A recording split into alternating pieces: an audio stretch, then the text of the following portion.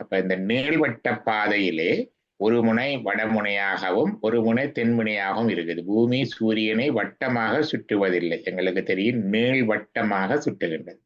அதுல ஒரு முனை வடமுனை, ஒரு தென்முனை. இந்த வடமுனையிலிருந்து தென்முனை நோக்கி பயணிக்கின்ற காலம் தட்சிண அயனம், தெற்கு திசையான பயணம். அது ஆடிப்பிறப்பிலே தொடங்கி மார்கழி இறுதி தினம் முடிவடையும். அடுத்தது அந்த தென்முனையிலிருந்து வடதிசை நோக்கி பூமி சுத்தி பார அந்த அந்த அந்த சூரியனை நோக்கி சுற்ற அந்த பயணம் சூரியன் சுத்தி வர்ற பயணம் எங்களுக்கு வடதிசை பயணமாக இருப்பது. அதை உத்தராயணம் என்று சொல்லுவோம். அது தை பொங்கல், தை முதலாம் நாள்ல இருந்து ஆனி மாதத்து கடைசி வரைக்கும் இருக்குது. இப்ப எங்களுக்கு நடந்து கொண்டிருப்பது உத்தராயணம்.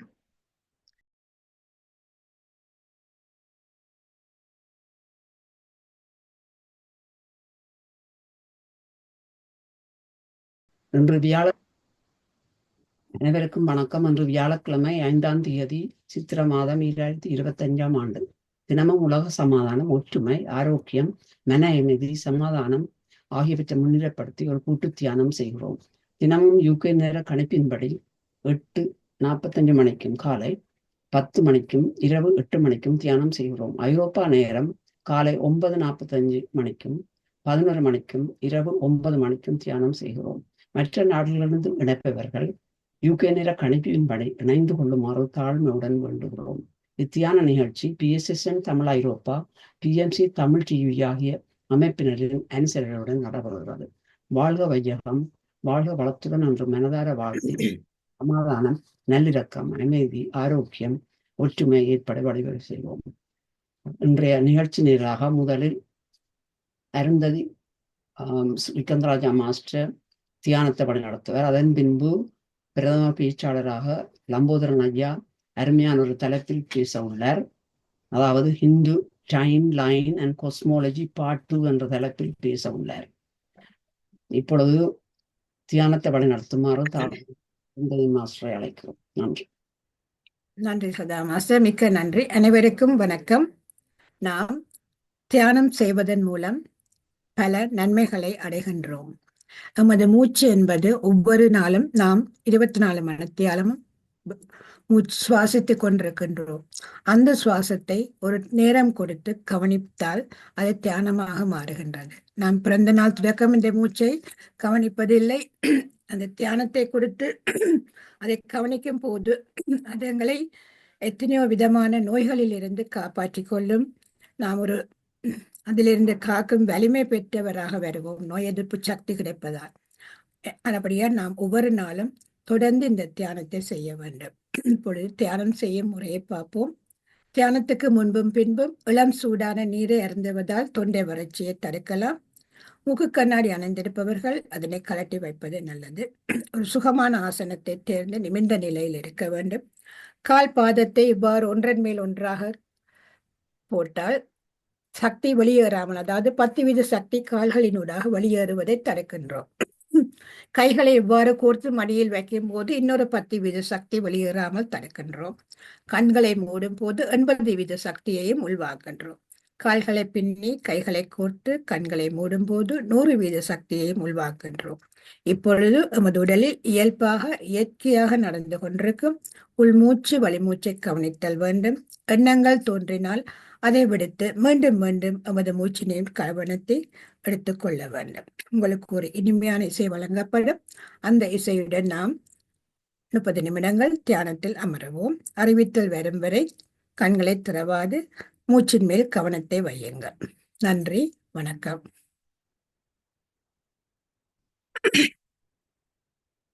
அனைவரும் இயல்பான நிலைக்கு வாருங்கள். இப்பொழுது உங்கள் கைகளை பிரித்து கண்களில் ஒற்றி வையுங்கள். 1, 2, 3, 4, 5. இப்பொழுது உங்கள் கைகளை மெதுவாக எடுத்து உள்ளங்கைகளை பார்த்து நாம் ஒரு அருமையான தியானம் செய்ததற்காக பிரபஞ்சத்துக்கும் இறைவனுக்கும் நன்றியை தெரிவித்து கைகளை தட்டிக்கொள்வோம். நன்றி, நன்றி, நன்றி. நன்றி. பிரபஞ்ச சக்தியின் நல்லாசியுடன் நாம் அனைவரும் ஒன்றிணைந்து மன அமைதி, சமாதானம், ஆரோக்கியம் ஆகியவற்றினை முன்னிலைப்படுத்தி ஒரு சக்தி வாய்ந்த கூட்டு தியானம் செய்தோம். நாங்கள் எமக்காக செய்யும் தியானம் கூட்டாக செய்யப்படும் பொழுது அது ஒரு சமுதாய சக்தியாக உருப்பெற்று வீடு, வீதி, எங்களது சுற்றாடல், நகரம், நாடு, உலகம், பிரபஞ்சம் என்னும் அளவில் விரிவடையும் வலுவுடையது. இத்திய தியானத்தில் ஈடுபடுவதற்கு அனைவரையும் ஊக்குவிப்பதோடு அதற்கான வசதிகளை ஏற்படுத்தி கொடுக்கும் உலக அமைதி நல்லிணக்க குழு, PSSM தமிழ் ஐரோப்பா, PMC Tamil TV, Tamil TV Germany ஆகிய அமைப்பினர்களுக்கு நமது இதயபூர்வமான நன்றியை தெரிவித்துக் கொள்கின்றோம். வாழ்க வையகம், வாழ்க வையகம், வாழ்க வளமுடன் என்று மனதார வாழ்த்தி உலகத்தில் சமாதானம், நல்லிணக்கம், அமைதி, ஆரோக்கியம், ஒற்றுமை ஏற்பட வழிவகைகள் செய்வோம். உலக சமாதானம் ஓங்கட்டும், உலக மக்களின் மனதில் அமைதி நிலவட்டும். இன்று மிகவும் சிறப்பாக தியானத்தை அருந்ததி ஸ்ரீகாந்தராஜா அவர்கள் வழிநடத்தினார்கள். அதற்கு உதவியாக வானாஜி அவர்கள் மற்றும் சிவாமோகன் மற்றும் பலரும் இந்த தளத்தில் உதவி செய்தார்கள். எல்லோருக்கும் நன்றியை தெரிவித்துக் கொண்டு இப்பொழுது நான் இன்றைய பேச்சாளரை பற்றிய சிறு அறிமுகம், அதை பற்றி அறிமுகம் தேவையில்லை. ஒவ்வொரு முதலாவது சனிக்கிழமைகளும் அதிகமான எங்களுடைய நிகழ்ச்சியில் டொரண்டோ டைம் 3 மணிக்கும் எங்களுடைய நேரம் 8 மணிக்கும் வந்து பேச வருபவர். அவர் அவர் ஒரு ஜிபியாக இருந்தாலும் அவர் பலவித ஆன்மீக தொண்டு செய்து ஆற்றி வருகிறார். அவர் டைம் லைன் டைம் எஃப்எம்மில் டாக் ஷோ நடத்தி வருகிறார். இறையுடன் உரையாடல் என்ற நிகழ்ச்சி நடத்தி வருகிறார்கள். மற்றும் பலவிதமான ஆன்மீக நிகழ்ச்சிகளில் அவர்கள் கலந்து கொள்கிறார்கள். இன்று இவர் பகுதி 2ஆவதாக Hindu time line and cosmology, அதாவது இந்து கால வரிசை மற்றும் பிரபஞ்சவியல் என்ற பகுதி 2 பேசவிருக்கிறார்கள். இன்று நிகழ்ச்சி 45 நிமிடங்கள் நடைபெறப் போகின்றது. அதாவது UK டைம் 9:15 முடிவடையும். அதே போல டொரண்டோ டைம் 4:15 முடிவடையும். ஏனென்றால் அதுக்கு பிறகு நாங்கள் இன்னொரு நிகழ்ச்சி PSSM UK நிகழ்ச்சியில் கலந்து கொள்ள இருக்கின்றோம். அதனால தான் அப்படி முடிவடைய இருக்கின்றது. அதையும் கூறிக்கொண்டு இப்பொழுது ஐயா, இந்த தளம் உங்களுடைய, நீங்கள் பேசலாம். நன்றி, வணக்கம். இந்த கரத்தனை அணை முகத்தனை இந்தின் இளம்பிறை போடும் எயிற்றனை நந்தி மகந்தனை ஞானக் கொழுந்தினை புந்தியில் வைத்தடி போற்றுகின்றேனே. தெளிவு குருவின் திருமேனி காண்டல், தெளிவு குருவின் திருநாமம் செப்பல், தெளிவு குருவின் திருவார்த்தை கேட்டல், தெளிவு குரு சிந்தித்தல் தானே. திருச்சிற்றம்பலம். அறிமுகத்துக்கு நன்றி. அனைவருக்கும் எனது அன்பான வணக்கம். இன்றைக்கு அந்த ஷேர் பண்ற ஆப்ஷன் கொடுப்பீங்க தான். நீங்க ஷேர் பண்ணல. இன்றைக்கு எங்களுடைய இந்த பிரபஞ்ச ரகசியத்திலே, எங்களுடைய சமயத்திலே சொல்லப்பட்ட அண்டவியல், ஹிந்து காஸ்மாலஜி, எங்களுடைய சமயத்திலே கொல்லப்பட்ட கால கணிப்புகளை பற்றி தொடர்ந்து வருகின்றது. போன முறை அதை பற்றி சொல்லி இருந்தோம். இன்று அதனுடைய தொடர்ச்சியாக நிகழ்ச்சி வந்திருக்கின்றது. அநேகமாக சென்ற முறை வந்தவர்கள் தான் வந்திருப்பார்கள் நினைக்கிறேன். யாராவது புதிதாக வந்திருப்பவர்களோ தெரியவில்லை. இன்று நிகழ்ச்சி ஒரு குறுகிய நேரத்துக்குள் அதை நிறைவு செய்து கொண்டு நாங்கள் அடுத்த நிகழ்ச்சிக்கு செல்ல இருப்பதனால இன்றைக்கு நாங்கள் ஒரு குவிக் ரீகேப் ஒன்று செய்துட்டு நாங்கள் எங்களுடைய நிகழ்ச்சிக்கு போய் பிறகு அங்கால உரையாடலோட முடித்துக் கொள்ளலாம் நினைக்கின்றேன். பொதுவாக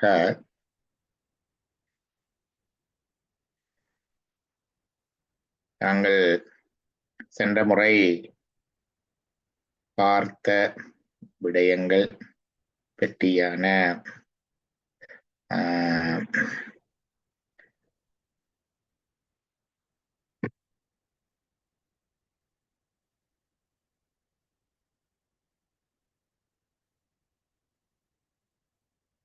எங்களுடைய காலக்கணிப்பில் இருந்து சென்ற முறை தொடங்கி இருந்தோம்.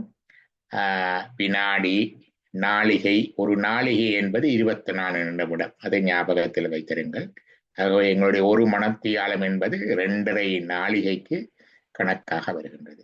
ஒரு நாள் முழுவதும் 60 நாளிகை இருக்கின்றது. இந்த 60 நாளிகையிலையும் எங்களுக்கு 21,600 நொடிகள் ஒரு நாள்ல இருக்குது. அதே மாதிரி 360 நாள்ல 21,600 நாளிகை இருக்குது. மனிதனுடைய சுவாசம் ஒரு நாளைக்கு 21,600. சிதம்பரத்தில் சிற்றம்பலத்துல பொன் அம்பலம் என்று சொல்லுவார்கள். அதிலே செய்யப்பட்டிருக்கிற பொன் ஓடுகளின் எண்ணிக்கை 21,600. இந்த 21,600 என்பது இந்த நாளிகை 60ஓட தொடர்புடையதாக இருக்கின்றது. இந்த காலக்கணக்கில் நாங்கள் அயனம் என்று சொல்லுவோம். அயனம் என்றால் பயணம். உத்தராயணம் என்றா உத்தரமண்டா வடக்கு, தட்சணமண்டா தெற்கு. வடக்கு திசை நோக்கிய பயணம் உத்தராயணம், தென் திசை நோக்கிய பயணம் தட்சண அயனம். அப்ப இந்த நீள்வட்ட பாதையிலே ஒரு முனை வடமுனையாகவும் ஒரு முனை தென்முனையாகவும் இருக்குது. பூமி சூரியனை வட்டமாக சுற்றுவதில்லை. எங்களுக்கு தெரியும், நீள்வட்டமாக சுற்றுகின்றது. அதுல ஒரு முனை வடமுனை, ஒரு தென்முனை. இந்த வடமுனையிலிருந்து தென்முனை நோக்கி பயணிக்கின்ற காலம் தட்சிண அயனம், தெற்கு திசையான பயணம். அது ஆடிப்பிறப்பிலே தொடங்கி மார்கழி இறுதி தினம் முடிவடையும்.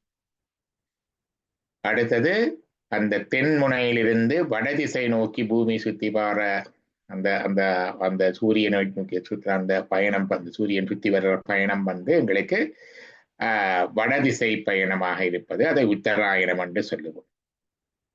அது தை பொங்கல், தை முதலாம் நாள்ல இருந்து ஆனி மாதத்து கடைசி வரைக்கும் இருக்குது. இப்ப எங்களுக்கு நடந்து கொண்டிருப்பது உத்தராயணம்.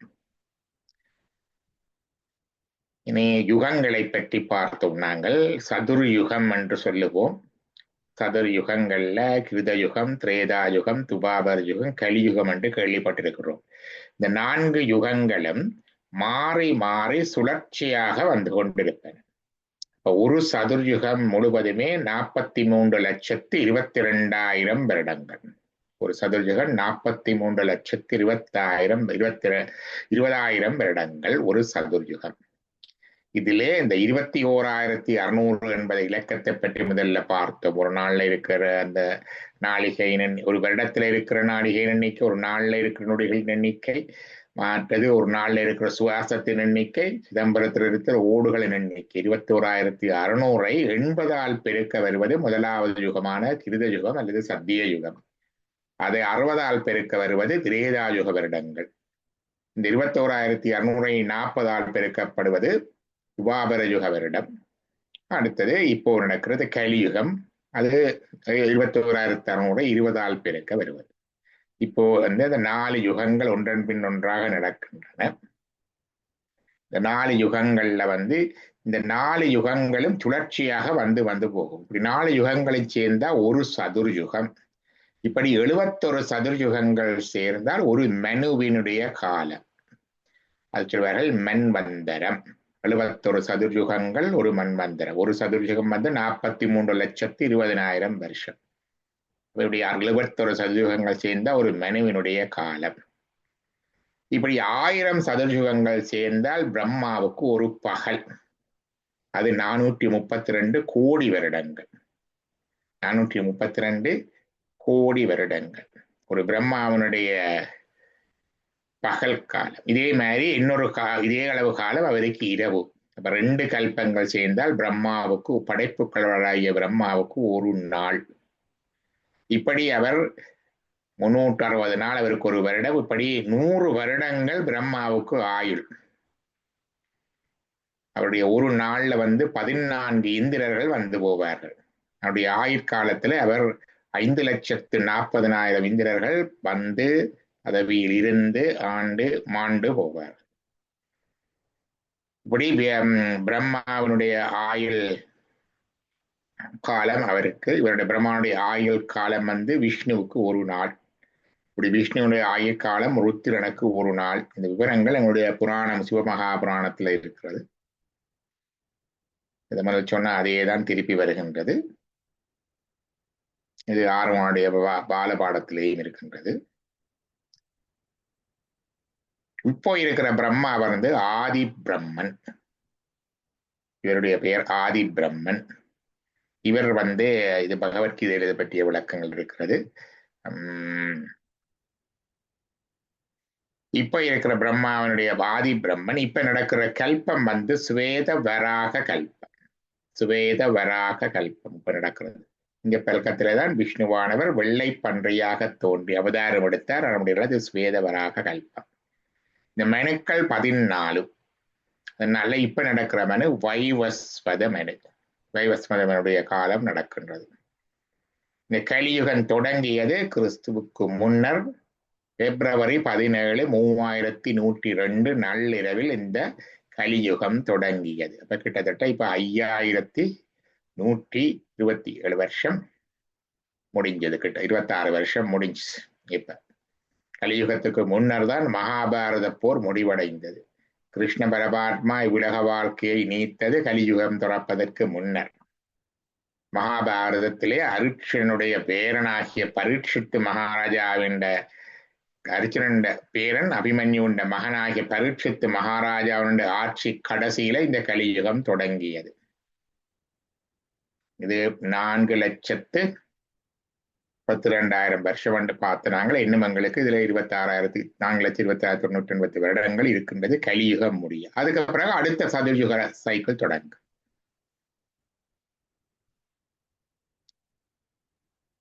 இதை பற்றிய விஞ்ஞான இதுலையும் பார்த்தனாங்க. கார்ல் சேகன் சொன்னதையும் பார்த்தனாங்க அவருடைய நூலில்.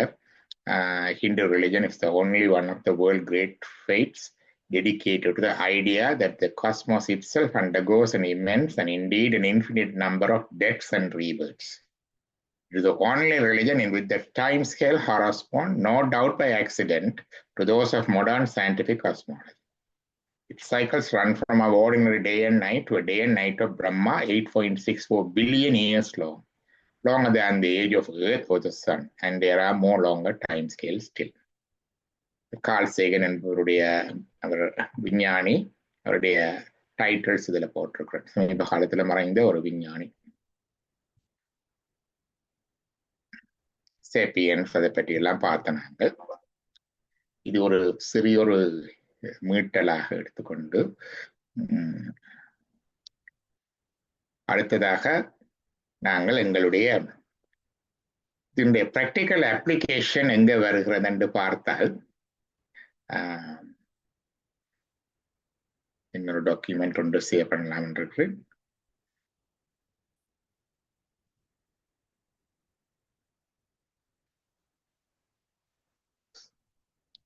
ஸ்கிரீன் ஷேரிங் தெரியுதா உங்களுக்கு? வருது. நாங்கள் பூசையில கோயில்கள்ல சங்கல்பம் செய்வதை நாங்கள் பார்த்திருக்கிறோம். இப்ப அது அந்த வழக்கம் கொஞ்சம் குறைஞ்சு கொண்டு வருது. இருந்தாலும் பூசைகள்ல மிக சுருக்கமாக இப்போ செய்கிறார்கள். முந்தையெல்லாம் நாங்கள் தர்ப்பை போட்டு சுவாமிக்கு சகஸ்ரநாமார்ச்சனை செய்கிறது என்றால் தர்ப்பை போட்டு இப்படி சங்கல்பம் செய்கிறது வளமையா இருந்தது. இப்ப இது குறைந்து கொண்டு வருகிறது. ஆனால் எல்லாருக்கும் ஞாபகம் இருக்கும். இந்த சங்கல்ப மந்திரத்துல இந்த காலங்கள், இந்த இதுகளை அண்டவியலை பற்றிய குறிப்புகள் கொஞ்சம் இருக்குது. அதை இன்றைக்கு பார்ப்போம். இதுல பார்த்தீங்கன்னா முதல் தொடங்குற பொழுது சொல்லுவோம், மமோ பார்த்த சமஸ்த. மமோ என்றா நான், மம என்றா நான் என்றது கருத்து. பார்த்த சமஸ்த, சமஸ்த என்றா சேர்த்து. பார்த்த என்றால் அடைந்த, என்னுடைய பாத்தியம் என்று சொல்ல, என்னுடைய பாத்தியம் என்னுடைய சொத்துக்கள் என்ன. இங்க வந்து மமோ பார்த்த சமஸ்த என்றா நான் அடைந்த அனைத்தும். துரித க்ஷயத்வார, க்ஷயத்வார, துரித க்ஷயத்வார, பாவங்கள் நலிந்து போகவும். க்ஷயம் என்றா நலிதல், தேய்தல். நான் சேர்த்து வைத்திருக்கின்ற அதை செய்த பாவங்கள் அனைத்தும் நலிந்து போகவும். மமோ பார்த்த சமஸ்த க்ஷயத்வார ஸ்ரீ பரமேஸ்வர பிரீத்யர்த்தம். பரமேஸ்வர என்றா இறைவன், எல்லாம் வல்ல இறைவன். இப்ப ஸ்ரீ பரமேஸ்வர பிரீத்தியம் வந்தா எல்லாம் வல்ல இறைவனுடைய பிரீத்தியர்த்தம், இஷ்டத்துக்கு, அவருடைய பிரீதிக்கு அமைவாகும். ஏனென்றால் இறைவனுடைய வழிபாடுகள் பல வழிகளில் நடக்கிறது. அப்ப பொதுவாக சொல்லுவார்கள், இங்க இறைவனுடைய இஷ்டப்படி, அவருடைய இஷ்டப்படியும் நடக்கிறது, நம்முடைய இஷ்டப்படியும் நடக்கிறது. நாங்கள் கிடக்கிற பல வழிபாடுகள் எங்களுடைய நூல்கள்ல இல்லாத வழிபாடுகள் எல்லாம் இருக்கின்றன. அன்பின் நிமித்தமாக நாங்கள் செய்யணும். உதாரணமாக என்ன சொல்லுவார்கள், கிராமிய வழிபாடுகள் இருக்கின்றன, நாட்டாரியல் வழிபாடு, இறைவனுக்கு பலி கொடுத்து வழிபடுவது, மாமிசம் படைத்து வழிபடுவது, மது வழிபடுவது, இப்படியெல்லாம் நிறைய வழிபாட்டு முறைகள் இருந்தாலும் இறைவன் நூல்கள் சொல்லப்பட்ட வழிபாட்டு முறைதான் ஸ்ரீ பரமேஸ்வர பிரீட்சத்தம். ஆகவே இந்த சங்கல்பம் நாங்கள் வேத ஆகம ரீதியாக செய்கிற வழிபாட்டுக்குத்தான் வரும். அதோட பரமேஸ்வர பிரீட்சத்தம், அவருடைய பிரீதிக்கு அமைவாக, பிரீதி என்ற அவருடைய விருப்பம், எல்லாம் வல்ல இறையின் இஷ்டத்துக்கு அமைவாக, அதாவது வேத ஆகம ரீதியாக. சுபே சோபனே முகூர்த்தே, சுபமான இந்த நல் முகூர்த்தத்தில் எந்த ஒரு காரியத்தையும் பொதுவாக இன்றைக்கு காலம் இன்றைக்கு ஸ்பீச் சொல்லிக்குள்ள ஸ்ரீஸ்கந்தரா சொன்னேன், 45 நிமிடம். 45 நிமிஷத்துக்கு மேல ஒரு காரியத்தை செய்யக்கூடாது. ஏன்னா கன்சன்ட்ரேஷன் போயிடும். அதுக்கு மேலாக ஒரு வகுப்பையோ அல்லது காரியங்களையோ செய்தால் செய்பவருடைய கன்சன்ட்ரேஷனும் எஃபிஷியன்சியும் போயிடும், அதிலே பங்குபற்றுடைய இதுவும் போயிடும். அதுதான் முகூர்த்தம் என்று சொல்ல. ஒரு முகூர்த்தம் என்றா 2 நாளிகை எங்களுடைய கணக்கில். ஒரு நாளிகை உங்களுக்கு தெரியும் 24 நிமிடம். அப்ப 2 நாளிகை என்றா 48 நிமிடம். நீங்க செய்கிற எண்ணம், அது திருமண முகூர்த்தமா இருந்தாலும் சரி, நல்லதொரு காரியமா இருந்தது, 48 நிமிஷத்துக்குள்ள அது முடிஞ்சிடுவான். சுபே சோபனே முகூர்த்தே, சுபமான இந்த நல் முகூர்த்தத்திலே. அத்ய பிரம்மன, அத்ய பிரம்மன் ஆதி பிரம்மன், இப்ப இருக்கிற பிரம்மா. இதுக்கு முன்பு எத்தனையோ பிரம்மாக்கள் இருந்து போயிட்டார்கள், இன்னும் எத்தனையோ பிரம்மாக்கள் வர இருக்கிறார்கள். அடுத்த பிரம்மாவாக வரப்போறவர் ஆஞ்சநேயர் என்று சொல்லுகிறார்கள். அவர் இப்ப சீரஞ்சீவியாக இருப்பவர். அப்ப அத்ய பிராமண என்றா இந்த ஆதி பிரம்மனுடைய துவிதீய பரார்த்தே, பரம் என்றால் 100, பூரணத்துக்கும் சொல்லுவார்கள், 100க்கும் சொல்லுவார்கள். அர்த்தம் என்றா பாதி, அர்த்தராத்திரி என்றா பாதி ராத்திரி, அர்த்த நாரீஸ்வரர் என்றா பாதி பெண் பாதி ஆண். இங்க பரார்த்தை என்றா பரத்தில் பாதி, 100ல பாதி, 100ல பாதி 50. திவிதீய என்றா 2வது. அப்போ ஒருவருடைய ஆயுள் 100 ஆண்டுகள், அதுல 2வது பகுதி நடக்குது. இப்ப 51வது வயசருக்கு நடக்குது. முதலாம் மாசம் 1ஆம் நாள் இப்ப நடந்து கொண்டிருக்குது. ஸ்வேத வராக கல்பே, ஸ்வேத வராக கல்பத்தில் நான் சொன்னேன் 1000 சதுர்யுகங்கள் சேர்ந்தால், ஒரு சதுர்யுகம் 43,20,000 வருடங்கள், 4 யுகங்களையும் கொண்டது. இப்படி 1000 சதுர்யுகம் மாறி மாறி வரும். இப்படி 1000 சதுர்யுகங்கள் வந்தால் அது ஒரு கல்பம். அது 43,20,000 வருஷம். 43,20,000 வருஷம் ஒரு சதுர்யுகம். இது 432 கோடி வருஷம், 432 கோடி வருடங்கள் ஒரு கல்பம். ஆகவே இந்த கல்ப காலத்துல இப்படி எத்தனையோ கல்பங்கள் போயிட்டது. இந்த பிரம்மாவுக்கு இந்த ஒரு கல்பம் அவருடைய ஒரு பகல் பொழுது, இன்னொரு கல்பம் அவருக்கு இரவு. அப்படி இப்ப இருக்கிற கல்பத்துக்கு பெயர் ஸ்வேத வராக கல்பம். விஷ்ணு வெண்பன்றையாகி அவதரித்தது இக்கல்பத்து. அடுத்த சங்கல்பல சொல்லுவார்கள் வைவஸ்வத மன்வந்தரே, வைவஸ்வத மனுவின் காலத்தில், மன்வந்தரம் என்றது அந்த மனுவுடைய காலம், 14 மனுக்கள் வருவார்கள். இதுவாக ஒரு சதுர்யுகத்துல 1000 வருடங்கள் இருக்கின்றன. 71 சதுர்யுகங்கள் ஒரு மனுவனுடைய காலம். 71 சதுர்யுகங்கள் ஒரு மனுவுடைய காலம் என்றால் 14 மனுக்கள் இந்த 1000 சதுர்யுகத்துல ஒருவர் பின் ஒருவராக போவார்கள். இப்ப நடக்கிறது 7வது மனுவான வைவஸ்வத மனுவினுடைய காலம். வைவஸ்வத மன்வந்தரே, இந்த வைவஸ்வதத்துக்கு 71 சதுர்யுகங்கள் இருக்குன்னு பார்த்தோம். ஒரு சதுர்யுகம் 43,20,000 வருஷம். இப்ப இந்த 71 சதுர்யுகத்துல இப்ப நடக்கிற சதுர்யுகம் 28வது சதுர்யுகம். அஷ்டாவிம்சதி தமே, 28 அஷ்டாவிம்சதி என்றது 28, விம்சத் என்றது 20, அட்டம் என்றது 8, அப்சா விம்சதிதமே 28வது சதுர்யுகத்திலே. இந்த சதுர்யுகத்தில ஒவ்வொன்றிலையும் 28 ஒவ்வொரு சதுர்யுகத்திலையும் 4 யுகங்கள் இருக்கு. முதலாவது யுகம் கிருத யுகம் அல்லது சத்திய யுகம், 2வது யுகம் திரேதா யுகம், மூன்றாவது யுகம் துவாபர யுகம், நான்காவது கலியுகம். அது மாதிரி இந்த யுகத்திலேயும் இந்த 28வது சதுகத்திலேயும் 4 யுகத்தில இப்ப நடக்கிறது கலியுகம். கலியுகம் தொடங்கியது கிறிஸ்துவுக்கு முன்னர் 3102 பிப்ரவரி 17 இரவு. இப்ப தொடங்கி ஒரு 5125 வருஷம் அப்படித்தான் போயிருக்குது. 4,32,000 வருஷத்துல ஒரு 5000 வருஷத்தான் போயிருக்குது. இது முதலாவது பாகத்துல இருக்குது. 4 பாகங்களாக பிரிப்பார்கள். பிரதம, துவிதீய, திருதீய, சதுர்த்த. இது முதலாவது பாகத்துல இருக்குது. கலியுகத்தின் ஆரம்ப பாகத்துல இருக்குது. கலியுமே பிரதமே பாதி, 4 பாதங்கள்ல முதலாவது பாதியில கால் பாகத்துல இருக்குது. கலியுகே பிரதமே பாதி. இவ்வளவும் அந்த காலத்தை குறிப்பது, இந்த காலம் குறிப்பது. இனி அடுத்தது எங்களுடைய இடத்தை சொல்லுவார்கள். இது எங்களுடைய ஹிந்து கோஸ்மாலஜி மிக பெரியது. ஆனால் ஒரு சின்ன இதா சொல்லுகிறார்கள். ஜம்பூ துவீபே என்று சொல்லுவார். ஜம்பூ துவீபண்டா பலவிதமான விளக்கு இருக்கு. நாவலந்தீவ என்று சொல்லுவார்கள். ஜம்பு வண்டா நாவல். உங்களுக்கு தெரியும், வெண்ணாவல் மரம் திருச்சியில இருக்கிற திருவானைக்காவுக்கு தலைவருஷம். அந்த ஜம்பு நாவலந்தீவு என்று சொல்லுவார்கள்.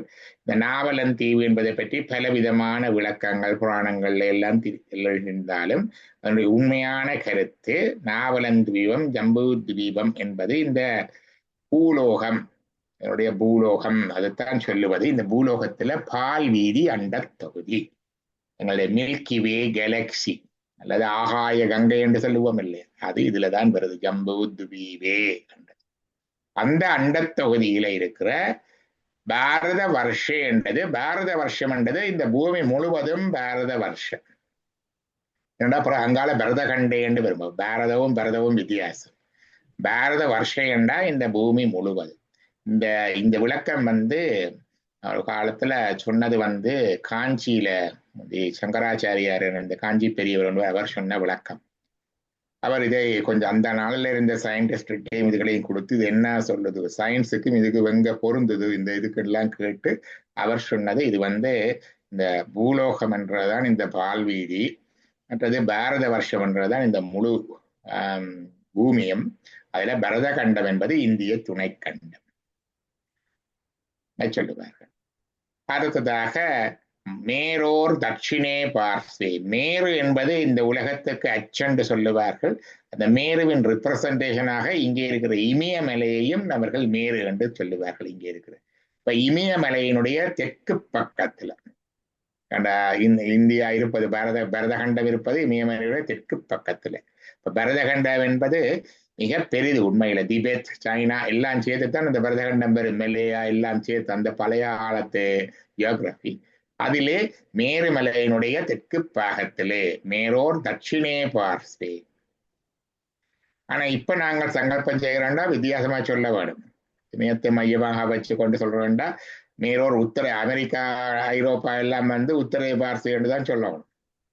ஆஸ்திரேலியா நியூசிலாந்து எல்லாம் தட்சிணே பார்ஸ்வே சொல்லலாம் வங்காள. அதே மாதிரி பரதகண்டே என்று வராது. அமெரிக்கா கண்டே, ஐரோப்பா கண்டே, ஆஸ்திரேலியா கண்டே என்று தான் வரும். கண்டமண்டா பகுதி. இது சொல்லப்பட்ட காலத்தில் இருந்த நிலம் நீர் பரப்பு வித்தியாசமானது. குமரி கண்டம் என்றது இருந்ததோ தெரியாது, ஆனால் அதை விட கொஞ்சம் வித்தியாசமானதாக இருந்திருக்கின்றது அந்த காலத்தில். இது அந்த பரத கண்டத்துக்கு பதிலாக இப்ப சங்கல்பம் சொல்லுகிறவர்கள் இப்படித்தான் முறையாக சொல்ல வேண்டும். சில இடத்துல அப்படி சொல்லுகிறார்கள், அந்த விளங்கி சொல்லுறது இருக்குது. பிறகு அஸ்மின் வர்த்தமானே வியவகாரிக. வர்த்தமானம் என்றா தற்கால நடைமுறை. உங்களுக்கு தெரியும், இலங்கையில் ஒரு அரசாங்கத்துடைய தற்கால அறிக்கைகளை வெளியிடுகிறது வர்த்தமானி, அரச வர்த்தமானில வெளியிடுறது. அஸ்மின் என்றா எங்களுடையது. அப்ப அஸ்மின் வர்த்தமான விவகாரம் என்றா நமது தற்கால வழக்கில் உள்ள ஒவ்வொரு காலத்துல ஒவ்வொரு விதமான கலண்டர்ஸ் வழக்கில இருந்தது. இங்க எங்களுக்கு இருக்கிற இப்ப இருக்கிற ஹிந்து கலெக்டர் சொல்லுவார், தற்கால வழக்கில் உள்ள பிரபவாதி ஷஷ்டி சம்பத்சரானாம் மற்றே பிரபவ வருஷம் முதலான தொடங்கி இருக்கிற ஷஷ்டி சம்பத்சரானாம் வர்ஷே 60 வருஷங்கள் இருக்குது. எங்களுடைய வருஷங்கள் நீங்க பாத்தீங்கன்னா ஒவ்வொரு வருஷத்துக்கு ஒரு பெயர் இருக்கும் பஞ்சாங்கத்துல. இந்த பஞ்சாங்கத்துல பார்த்தா 60 வருடத்தின் பெயர்களும் நீங்கள் பார்க்கக்கூடியதாக இருக்கும். இந்த பஞ்சாங்கங்கள்ல அந்த 60 வருடங்களுடைய பெயர்களை சொல்லுற ஷஷ்டி சம்பத்சரம். சம்பத்சரம் என்றா வருஷம். இந்த எங்களுடைய சித்திரையில தொடங்கி பங்குனி கடைசியில முடிகிற வருஷத்துல சம்பத்சரம் என்று சொல்லுவார். இது பிரபவ வருஷத்துல இருந்து தொடங்குது. இப்ப இருக்கிற வருஷம் குரோதி வருஷம். அப்ப பிரபவ ஆதி என்ற பிரபவ தொடக்கம், அது தொடக்கம் இருக்கிற ஷஷ்டி சம்பத்சரானாம்.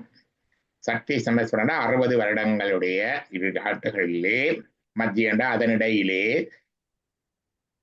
பிறகு இந்த சம்பத்சரன்னு சொல்ல வேணும். இதுல சோபகிருதி சொல்லி இருக்கு. இந்த பாட்டு எழுதிய சோபகிருதி வருஷம் இப்ப வந்து வருகிறது குரோதி வருஷம். அமுக வேண்டது. அப்ப அமுக வேண்டது இப்ப அதுக்கு என்னத்தை போடணுமோ அது. அப்ப இப்ப போடுறோம்டா குரோதி வருஷம், குரோதி சம்பத்சரே என்று போடுவோம். பிறகு அடுத்தது வந்து வருஷம் வந்துட்டது. வருஷத்துல இது தட்சிணாயனமோ உத்தராயணமோன்னு பார்க்கும்.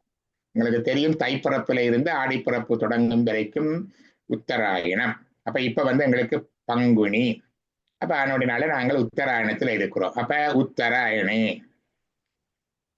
பிறகு ருது என்றால் இப்ப என்ன காலம் என்று வருகிறது. என்ன 2 மாசம் சேர்ந்து ஒரு ருது. அதனால பார்ப்போம் நாங்கள். பிறகு ஒவ்வொரு ருதுவும் இருக்கு. இந்த தமிழ் 6 பருவங்கள் இருக்கு. இப்ப இருக்கிற வசந்த ருது. வசந்த காலம் எங்களுக்கு ஸ்பிரிங் தொடங்குற காலம். இங்கே கனடாவிலேயும் அப்படித்தான், இலங்கையிலேயும் அப்படித்தான், ஆஸ்திரேலியா அதுகளில் வித்தியாசமா இருக்கு. அதுக்கேற்ற மாதிரி சொல்ல வேணும் ருத்து. மற்றது மாசே. என்ன மாசம்? இப்ப பங்குனி, பல்குனி மாசே அல்லது மாசி என்ற. இப்ப பங்குனிய பல்குனி மாசம் என்று சொல்றது பல்குனி மாசே. என்ன பட்சம்? தேய்விரையா வளர்விரையா? தேய்விரையை கிருஷ்ணண்டா இருண்ட டாக்கான கிருஷ்ணர் இருண்ட நிறமுடையவர். சுக்லமண்டா வெள்ளை வெண்ணிறமுடையது. சுக்லாம்பரதரம் விஷ்ணு என்று வெள்ளையார சொல்லுவார்கள், வெள்நாடை போர்த்தியவர். அப்ப இப்ப வந்து வளர்புறை. அப்ப வளர்புறைண்டா சுக்லபக்ஷே. என்ன திதி? இன்றைக்கு சனிக்கிழமை. இன்றைக்கு வளர்புறை அஷ்டமி திதி. அப்ப அஷ்டமி இதாவ் என்ன திதி? என்ன கிழமை? இன்றைக்கு வந்து என்ன கிழமை? சனிக்கிழமை. அப்ப சனிவாசர யுக்தாயாம் சனிக்கிழமையும். பிறகு என்ன நட்சத்திரம்? இன்றைக்கு வந்து ஆயிலியம் பார்க்க வேணும். அந்த நட்சத்திரம் பார்த்தோம்னா அதை சொல்லலாம். இன்றைக்கு வந்து புனர்பூச நட்சத்திரம். ஏன்னா திங்கட்கிழமை ஆயிலியம் வருது, ஜோகர்சுவாமியுடைய பங்குனி ஆயிலியம். இன்றைக்கு புனர்பூசை. அப்ப புனர்பூச அல்ல புனர்வசு நட்சத்திரா இன்றைக்கு நட்சத்திரம். மற்றது இன்றைக்கு இருக்கிற யோகம் கரணம் தெரிஞ்ச அதை சொல்லலாம். அது பஞ்சாங்கத்துல 5 அங்கங்கள்ல அதுக்கு உண்டு. அது இல்லாட்டிக்கு சுபயோக சுபகரண விசேஷண விசிஷ்டாயா மிக்க விசேஷமும் அஸ்யாம் சுபதிதவ் கூடிய சுப நாளில். இவ்வளவும் எங்களுடைய கேலண்டர்ல இருக்கிற இடங்களையும் சொல்லி இப்ப இருக்கிற அமைச்ச பகுதி வருகிறது என்னென்னு சொல்லி வருகிறது. முதலாவது இந்த காஸ்மாலஜியினுடைய அப்ளிகேஷன் இந்த கண்டத்துல வருகிறது. அதே மாதிரி எங்களுடைய டைமிங்கையும் வருகிறது. பிறகு அங்காள சொல்லியக்குள்ள ஸ்ரீ பார்வதி சமேத பரமேஸ்வர பிரீட்சத்தம். முதல் பிரீட்சத்தம் வந்தது.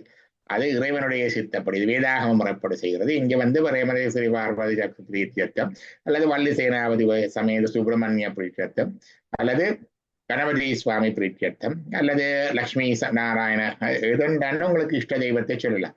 அவருடைய பிரீதிக்காகவும் அஸ்மாகம் சக குடும்பானாம் நமது குடும்பத்தினருடைய ஷேம ஸ்திர தைரிய ஷேமம் எங்களுடைய நன்மை ஸ்திரத்தன்மை தைரியத்துக்காகவும் வீரிய விஜய ஆயுள் ஆரோக்கிய வீரம் வெற்றி நீண்ட ஆயுள் ஆரோக்கியம் என்பனவற்றுக்காகவும் அஷ்ட ஐஸ்வர்ய தனந்தானியம் பசும் பொன் புத்திர லாபம் முதலான அஷ்ட ஐஸ்வர்யங்களுக்கும் அபிவிருத்தி அடைந்து பெருகும் பொருட்டும் சமஸ்த மங்களாபாப்தம் அனைத்து மங்களங்களும் சித்திக்கும் பொருட்டும் நன்மைகளும் சித்திக்கும் பொருட்டும் சமஸ்த துரிதோபசாந்தர்த்தம். திருப்பியும் இந்த துரிதோபம்ன்றது பாவம், எல்லா பாவங்களுடைய சாந்திக்காகவும் நிவர்த்திக்காகவும் தர்ம அர்த்த காம மோக்ஷ சதுர்வித புருஷார்த்த சித்தியர்த்தம். தர்ம அர்த்த காம மோட்சம் அறம்பொருள் இன்பம் வீடு என்கின்ற 4 சதுர்வித 4 புருஷார்த்த மனுஷ வாழ்க்கைக்குரிய 4 வகை பேறுகளும் சித்தியர்த்தம் கிட்டுவதற்காகவும் யாவச் சக்தி எமது எனது அல்லது எமது இயன்ற சக்திக்கேற்ப இயன்ற வரைக்கும் செய்யணும். கஞ்சத்தனமா செய்யப்படாது, லோபத்தனத்தோட செய்யப்படாது, அக்கறை இல்லாம செய்யப்படாது, சிரத்தை இல்லாம செய்யப்படாது. எமது இயன்ற சக்திக்கேற்ப யாவ சக்தி தியான ஆவாகனாதி தியானம் செய்ய வேணும், ஆவாகனம் செய்ய வேணும். ஆதி அது முதலான கிரியைகளோடு கூடிய பூஜாம் பூஜை கரிஷ்யே நான் தனியா செய்யக்குள்ள கரிஷ்யேன்னு சொல்லுவேன். குடும்பமாக எல்லாரும் சேர்ந்து செய்யக்குள்ள பூஜாம் கரிஷ்யாம் என்று சொல்லலாம். இதுதான் எங்களுடைய சங்கல்பம். இது நாங்கள் ஞாபகத்துல வச்சிருந்த உண்மையில அந்த நாளையில ஒவ்வொரு நாளுமே பூசை இது செய்யக்குள்ள இது செய்யறதால ஒரு டெய்லி ரிவிஷன் நடக்கும். டெய்லி டிவிஷன்ல இந்த ஹிந்து காஸ்மாலஜியும் ஹிந்து டைம் லைனும் இந்த ஒவ்வொரு கிரியைகள்லையும் விளக்கத்தோட வந்து போகுது. இப்ப இவ்வளவு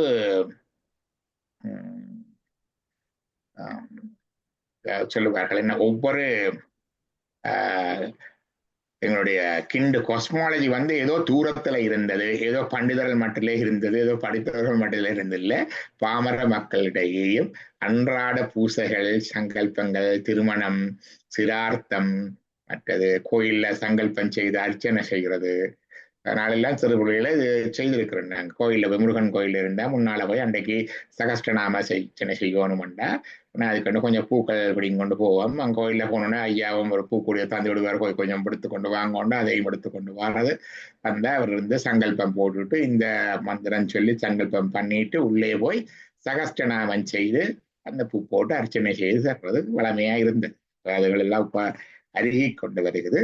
அருகி கொண்டு வரதால இது ஏதோ பெரிய ஏதோ ரொம்ப பெரிய விஷயம், ஏதோ தெரியாத சொல்றோம்ன்றோ அல்லது மிகவும் என்ன சொல்றது மறைமுகமாக இருந்த விஷயம் வந்து யோசிக்கிறோம். இந்த Hindu cosmology and time line எங்களுக்கு இத்தோட இன்றைக்கு இது நிறைய இருக்குது. நாங்கள் கொஞ்சம் கொஞ்சமா செய்யலாம்.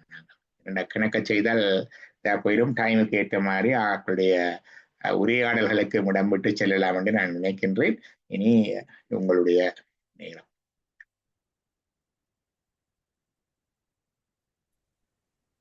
அருமையான பேச்சு ஐயா.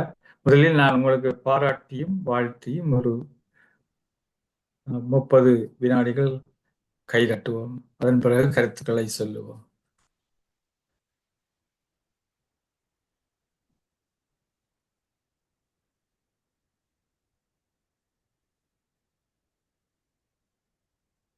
நன்றி. இப்பொழுது சீப் சரையிலிருந்து குகணேசன் ஐயா, நீங்க பேசலாம். நன்றி ஐயா. இமப்பொழுதும் என் நெஞ்சின் நீங்காதாம் தாழ்வாழ்க. ஐயா, உங்களது கால கணக்கு மிகவும் அருமையில் அருமை. உங்களை நான் வாழ்த்துகிறேன், வணங்குகின்றேன், மகிழ்கின்றேன். நேரம் கருதி நான் நீண்ட நேரம் எடுக்க விரும்பவில்லை. ஒரு சிறு கருத்தை கூறிட்டு உங்களிடம் ஒரு வினாவை விடுக்க உள்ளேன். மிக சுருக்கமாக, நான் முன்பு இந்த கருத்தை கூறியிருந்தேன். இன்னொரு சந்தர்ப்பத்தில் இந்த கோச்சங்கனார் நாயனார் பிறந்தது பற்றிய ஒரு கருத்து நான் முந்தி கூறியிருந்தேன். என்னென்றால் நீண்ட கதை சொல்ல விரும்பவில்லை. நீங்கள் திருவானைக்காவலை பற்றியும் கூறியிருந்தீர்கள். அங்கு வழிபட்ட சிலந்தியும் யானையும் ஒருவருக்கு ஒருவர் அடிபட்டு அதை நான் நீட்டி கூற நேரம் இல்லை. இருவரும் இறக்கிறார்கள். சிலந்தியும் இறக்கின்றது, யானையும் இறக்கின்றது. சிவபெருமான் சிலந்திக்கு மோட்சம் கொடுக்கவில்லை, சிலந்திக்கு புறப்பை கொடுத்தார், யானைக்கு மோட்சம் கொடுத்தார். அது காரணம் என்னென்றால் சிலந்தி intentionally wanted to to harm to the யானை. ஆனபடியால் அந்த பாவத்துக்காக சிலந்தி மறுபுறப்பு எடுக்க வேண்டி வந்தது. அப்படி எடுத்தவர் தான் கோச்சங்கனார் நாயனார். ஆனால் அந்த அதில் பொருள் என்ற கருத்து, அவரை பெற்ற அரசி மகப்பேறின் பொழுது துடித்து கொண்டிருந்தால் நல்ல மகன் பிறக்க வேண்டுமே என்பதுதான் அவளது கனவு. ஒரு சோதிடன் வந்தான், சொன்னான், அம்மா நீங்கள் 2 நாளிகை, அதாவது ஒரு முகூர்த்தம், ஐயா சொன்ன ஒரு முகூர்த்தம் கழித்து பிறந்தால் அவன் ஒரு சிறந்த ஒரு மன்னனாக மாறுவான் என்ற கருத்தின்படி அந்த அம்மா என்ன செய்தான், அரசி முன்பு நான் சொன்னபடி அங்கு உள்ள தோழியர்களுக்கு சொன்னார், என்னை தலகுகளாக கட்டி தொங்க விடுங்கள், நான் 2 நாளி, அதாவது 48 நிமிடம். சரிதானே ஐயா? 48 நிமிடம் தானே? சரிதானே? அதுல ஒரு நாளிகை தான் பெரிய புராணத்துல இருக்குது. அதான் சிலாக்கள் 2 நாளிகைன்றாங்க, சிலாக்கள் ஒரு நாளிகை தான் பெரிய புராணத்துல இருக்குது. அப்ப ஒரு நாளிகை வைப்போம். அப்ப அரை முகூர்த்தம். அப்ப ஒரு நாளிகை கட்டி தூக்க விடுங்கள் தலைகளாண்டு விட்டவுடன் அந்த அம்மா வந்து அந்த மகனை பெற்றெடுத்தார். அம்மா இறந்தார், மகன் தப்பினார்.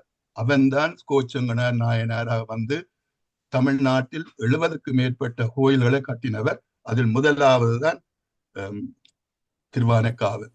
அதை கூறிட்டு எனது விநாயகன் ஐயா, நீங்கள் அந்த முகூர்த்தம், நான் தமிழை சொல்ல விரும்புகின்ற நல்லோரை என்பது தான் எனக்கு பிடித்த சொல்லு. நல் ஓரை, ஓரை என்பது முகூர்த்தம், நல்லோரை, அது ரெண்டு வைத்திருப்போம். எனிவே, அந்த கேள்வி என்னென்றால், இந்த திருமணத்தின் பொழுது முகூர்த்தம் செய்வார்கள் தானே ஐயர் வந்து தாலி கட்டுவதற்கு. அப்ப உங்களின் கருத்தின்படி 48 நிமிடத்துக்குள் எல்லா அலுவலும் முடிக்க வேண்டுமான்றதான் கேள்வி. நன்றி. அந்த திருவானைக்காவென்ற ஒரு கதையாக சொல்லுகின்றேன். இந்த கூச்செங்கட் சோழன் என்ற பெயர் வந்தது என்று கேட்டால், அம்மா தலைகளாக கட்டி தூக்கி ஆர்டிபிஷியலாக இன்டென்ஷனலாக டிலேட் லேபர், மெடிக்கல் டாக்டர்ஸ் இதுல இருக்குன்னு தெரியும். டிலேட் லேபர் என்ற ஒரு காம்ப்ளிகேஷன் சப்கன்ஜங்டைவல் ஹீமரேஜ். சப்கன்ஜங்டைவ் நீங்க இன்டர்நெட்ல சர்ச் பண்ணி பார்த்தா தெரியும். சப்கன்ஜங்டைவல் ஹீமரேஜ், அந்த விழிவன் படலம் முழுக்க அந்த இரத்த குழாய் வெடிச்சு ரத்த சிவப்பாக இருக்கும். அவனுக்கு சமஸ்கிருத பேர் வந்து ரக்தாட்ச சோழன். இது வரலாற்று உண்மையும் கூட. டிலேட் லேபர்ல காம்ப்ளிகேஷனால பிறந்தவன். அவன் பிறந்தவுடன் தாய் அந்த குழந்தையை எடுத்து கோச்சங்கனா என்ற செங்க கண்ணை பார்த்து கோச்சங்கனா என்று சொல்லித்தான் உயிர் நீத்தாள் என்று சொல்லுவார்கள். அது ஒன்று. இரண்டாவதாக ஓரை என்ற சொல்லு, அதனுடைய நல் ஓரை இள என்று தெரிய புராணத்திலேயும் பெறும். ஓரை என்ற சொல்லில் இருந்துதான் அதுக்கு சமஸ்கிருத சொல்லு ஹோரா, HORA. அதிலிருந்து வந்ததுதான் எங்களுடைய ஆங்கிலத்தில் இருக்கிற ஆவர், HOUR. ஓரை என்பது இன்றைக்கு மணத்தியாலம் என்று சொல்றதுக்கு சரியாக இருக்குது. எங்களுடைய நாள் ஒவ்வொன்றும் தொடங்குது. இன்றைக்கு வந்து சனிக்கிழமை என்றா இன்றைக்கு சூரிய உதயத்தோட இருக்கிற ஓரை, ஒரு மணத்தியாலம் இருக்கிற காலம் சனி கிரகத்தினுடைய காலம். அப்ப இன்றைக்கு சனி ஓரை. அதுக்கு பிறகு அடுத்த கிரகம் என்று ரொட்டேஷன்ல அந்த ஓரை நடந்து கொண்டிருக்கும். நாளைக்கு ஞாயிற்றுக்கிழமை சூரியத்தில் நடக்கிற ஓரை வந்து ஞாயிறின் ஆதிக்கத்தில் உள்ள முதலாவது ஓரை, முதலாவது வாவர், ஒரு மணத்தியாலம் அதிலே இருக்கு. முகூர்த்தம் என்பது எங்களுடைய காலப்படி 48 நிமிஷம் தான் மேக்சிமம். அதுக்குள்ள குறையவாக இருக்கலாம், அதுக்கு கூடுதலாக இருப்பது வளமை. முகூர்த்தத்துடைய அளவே 48, அதனுடைய மேக்சிமம். அதற்குள்ளாகத்தான் இருக்க வேண்டும். ஆனா அதனுடைய மற்ற பூர்வாங்க கிரியைகள் என்று இருக்கின்றன. பூர்வாங்கம் என்றா ப்ரீ ரிச்சுவல்ஸ் இருக்குது, மற்றது போஸ்ட் ரிச்சுவல்ஸ் இருக்குது. அந்த ப்ரீ அண்ட் போஸ்ட் வந்து அதை விட வெளியில இருக்கலாம். இப்ப எங்களோட டிஸ்கஷன் மாதிரி, அதாவது வந்து இதுக்கு முதல் நாங்கள் ஒரு தியானம் செய்தோம், இதுக்கு பிற்பாடு ஒரு டிஸ்கஷன் செய்கிறோம், அதுகள் வெளியில இருக்கலாம்.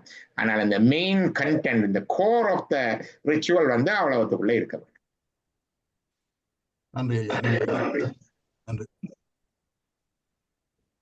நன்றி.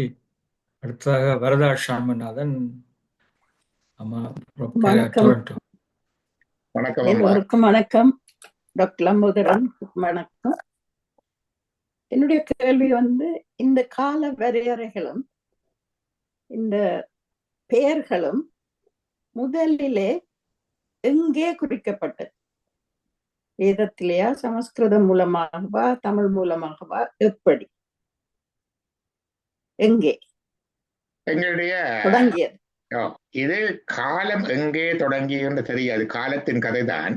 ஆனா இந்த பெயர்கள், பெயர்கள், குறிப்புகள் எல்லாம் அந்த காலத்திலே வடமொழியிலே எழுதப்பட்டிருக்கின்றன.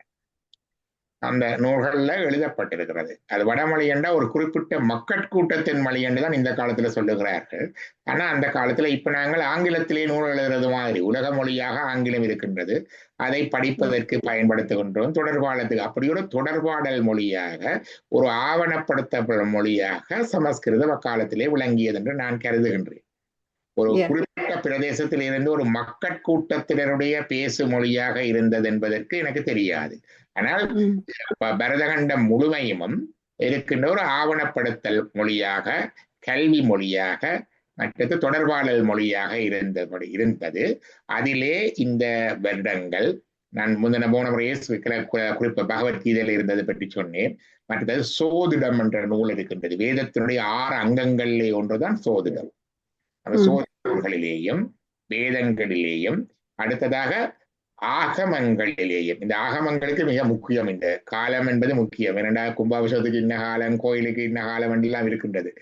ஆகமங்களிலேயும் அடுத்ததாக புராணங்களிலேயும், பல புராணங்கள் ஒவ்வொன்றிலேயும் இது வரும். புராணங்களுக்கு பஞ்ச லட்சணம், அதில் ஒன்று பிரபஞ்சங்களுடைய தோற்றம், மற்றது இறுதி, அதெல்லாம் சொல்ல வேணும். அப்ப பிரபஞ்சத்தினுடைய தோற்றம் சொல்லிக்க ஹிந்து காஸ்மாலஜி எல்லாம் சொல்லி கால அளவெல்லாம் சொல்லித்தான் சொல்லுவார். அப்ப அந்த கால அளவுகள் இதனையும் மீண்டும் மீண்டும் மீண்டும் மீண்டும் குறிக்கப்பட்டு வந்திருக்கின்றன. இது தேவார திருவாசகங்களிலேயும் இருக்கு. இதெலா கற்பமம் எண்ணில சென்றன என்று சொல்லி திருவாசகத்திலேயும் வரும். இதெலா கற்பம் எண்ணில சென்றன என்றும் வரும். யுகே யுகே என்ற இது சம்பவாமி யுகே யுகே என்று பகவத்கீதையில வருகிறது. மற்றது நல் ஓரையில என்று சொல்லி பெரிய புராணத்துல திருஞான சம்பந்தருடைய அவதாரத்தை சொல்ற பொழுது சொல்லுவார். அவருடைய நட்சத்திரம் நாள் திருவாதிரை நட்சத்திரத்துல நல்ல ஓரையில அருக்கன் முதலான கோள்கள் எல்லாம் அழகிய உச்சத்தில் இருக்க என்று சொல்லுவார். சூரியன் முதலான கிரகங்கள் எல்லாம் உச்சத்தில இருக்க நல்ல ஓரைகளை அவர் பிறந்த நேரத்தை வச்சு ஓரை என்ற சொல்லு காணப்படுகின்றது. முகூர்த்தம் என்ற சொற்கள் காணப்படுகின்றன. ஆகவே இது தமிழிலேயும் அங்காலே கன்னடங்கள்ல இலக்கியங்கள்ல ஆவணப்படுத்தப்பட்டு வந்திருக்கின்றது. இது முழுக்க எங்களுடைய பரதகண்டத்திலே இருக்கின்ற பழமையான நூல்கள்ல இருந்து மற்ற தமிழ் நூல்கள் வரைக்குமே இது காணக்கூடியதாக இருக்கின்றது. இந்த காலங்களை பற்றி சங்க இலக்கியங்களிலேயும் இருக்கின்றது. கார்த்திகை தீபத்தை பற்றியும், மற்றது ரோஹிணி நட்சத்திரத்திலே திருமணங்கள் நடைபெறுவதை பற்றியும், மற்றது கால குறிப்புகள், வருடங்கள், மற்றது சுடர் நேனி என்று சொல்லுவார்கள். இருந்து சொல்லி கோள் மீன் சூழ்ந்த சுடர் மேனி என்று சொல்லி அந்த வார்த்தைகள் எல்லாம் காணப்படுகின்றன. அந்த கோள்கள், கிரகங்கள், மற்றது உருண்டை என்ற கருத்து அங்கே காணப்படுகின்றது. இந்த உருண்டையாக இருக்கின்றது என்ற கருத்துக்கள் எல்லாம் சங்க இலக்கியத்திலேயும் காணக்கூடியதாக இருக்கின்றது. நன்றி. மிகவும் நன்றி. அடுத்தாக டாக்டர் நவரட்னம், நீங்க பேசலாம். எல்லோருக்கும் வணக்கம். இன்று முதல் முறையாக நான் கால விஷயத்தை பற்றி அறிந்தேன். நீங்கள் கூறியபடி இந்த வருஷங்கள், யுகங்கள், அதெல்லாம் எத்தனையோ மில்லியன் கணக்கான வருஷங்கள், காலங்கள், அதை அறிந்தது. ஆனால் திருமூலர் 4000 வருஷத்துக்கு முன்னம் விஷயங்கள் கூறியிருக்கிறார். அவர் தமிழ் மொழிதான் மூத்த மொழி, உலகத்திலே முதல் வந்த மொழி என்று நாங்கள் அறிந்தோம். அப்ப அந்த தமிழ் மொழி வர முன்னம் இந்த வேதாகமங்கள் வந்ததோ என்றுதான் ஒரு கேள்வி. இரண்டாவது, எங்கள் கோயில்களில் குருக்கள்மார் எங்களுக்கு சங்கல்பம் செய்யும் பொழுது 2 நிமிஷத்துல மந்திரம் எல்லாம் சொல்லி முடிக்கிறார்கள். முழுதாக கடவுள் சொல்லுவார்கள். அப்ப அதுல இது முழுதாக சங்கல்பம் செய்கிறார்களோ அல்லது சுருக்கமாக செய்கிறார்களோ ஒரு கேள்வி. வணக்கம். நன்றி டாக்டர். அதாவது இந்த தமிழ் மொழி முதல் என்பது, தமிழ் மொழி உலகத்தில் இருக்கிற மிக பழமையான மொழிகளிலே ஒன்று. முன்னர் சொல்றார்கள் வடமொழிதான் மூத்ததென்று. இன்றைக்கு ஆதாரங்களின்படி தமிழ் மொழி அதைவிட மூத்ததாக இருந்திருக்க வேண்டும் என்று கூடி சொல்லிக் கொண்டு வருகிறார்கள். மூத்த மொழிகளில் ஒன்று. உலகத்தினுடைய முதல் மொழி என்று நாங்கள் எங்களுடைய மொழி என்பதனால பெருமையாக சொன்னாலும் அதை ஆதாரமாக முதலாவது ஒன்று சொல்ல முடியாது. ஆனாலும் எங்களுக்கு இருக்கின்ற மொழிகளிலே மூத்த மொழிகளிலே ஒன்று தமிழ் மொழி. அது ஒன்று. ஆரியமும் தமிழும் காரிகையார்க்கு கர்ண செய்தானே என்று திருமந்திரத்துல வருகின்றது. ஆரியமும் தமிழும் காரிகையார்க்கு கர்ண செய்தானே, ரெண்டுமே இறைவனிடமிருந்து வந்ததாக சொல்லப்படுகின்றது. அதுக்கு ஒரு ஆழமான அர்த்தமும் இருக்கின்றது. எல்லா மொழிகளும் இறைவனிடமிருந்து வர்றதென்றால் அகர முதல எழுத்தெல்லாம் என்று திருக்குறள்ல தொடங்கும். அப்ப எல்லாரும் திருக்குறள் அகரம் என்றோன்னா ஆணாவைத்தான் நாங்க யோசிக்கிறது. இந்த முதல் குறள்லயே வடமொழி எல்லாம் இருக்குது. ஆதி பகவன் என்று சொல்லிட்டார். ஆதியும் வடமொழி சொல்லு, பகவனும் வடமொழி சொல்லு. ஆதிபகவன் முதற்றே உலகு என்று சொன்னார். அவர் சொன்ன அகரமும் வடமொழிதான். மொழியின்படி பார்த்தால் அது வடமொழியில ஹா என்று சொல்லுவார்கள். ஹா ஹரி என்றா வடமொழியில ஹரி என்றா நாங்கள் ஹரி என்று சொல்லுவோம். ஹரன் என்றால் அரண் என்று சொல்லுவோம். அந்த வளமை இருக்கிறது. ஹாவை ஆ என்று சொல்லுவோம். எங்களுக்கு சிவனுடைய பீஜ மந்திரம் ஹ என்றதுல இருந்தான் வரும். ஹம் என்றது அம் என்றுதான் பீஜ மந்திரத்துல சொல்லுவார்கள் இந்த சொல்லி தமிழ் படுத்தும் பொழுது.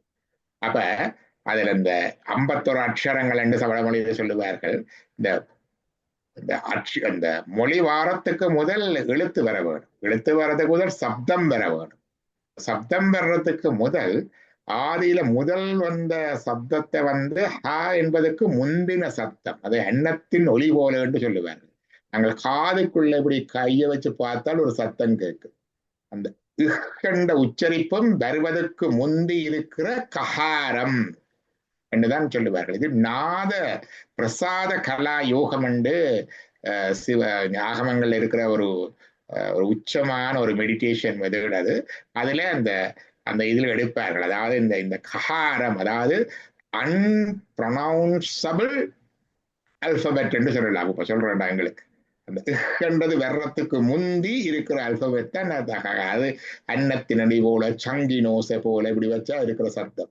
அதை ப்ரொனவுன்ஸ் பண்ணிடாது. காதுக்கு வச்சு பார்த்து சத்தத்தை நீங்க போனா அதுல இருந்துதான் மிச்சம் எல்லா எழுத்தும் பிரகாதுல இருந்து அங்கால ஓ மகா ஊ ம உம்மண்ட அந்த புள்ளி அப்படி மிச்ச எழுத்துக்கள் எல்லாம் வந்ததுன்னு சொல்லி அந்த நாத இதை சொல்லுவார். அப்படி பார்க்க உலகத்தில் இருக்கிற எல்லா மொழிகளும் இப்படித்தான் தோற்றம் பெற்றிருக்கின்றன. எல்லாம் உறவனோட வந்து சொல்றது அதைத்தான் சொல்லுகிறது.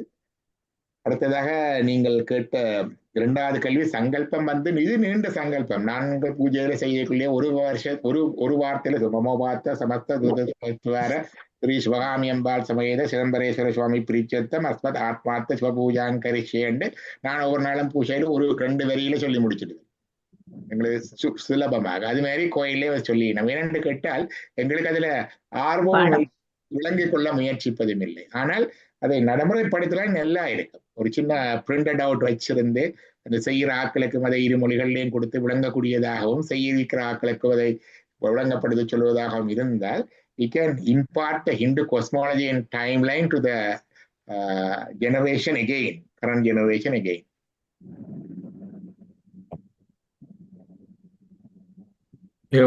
நன்றி.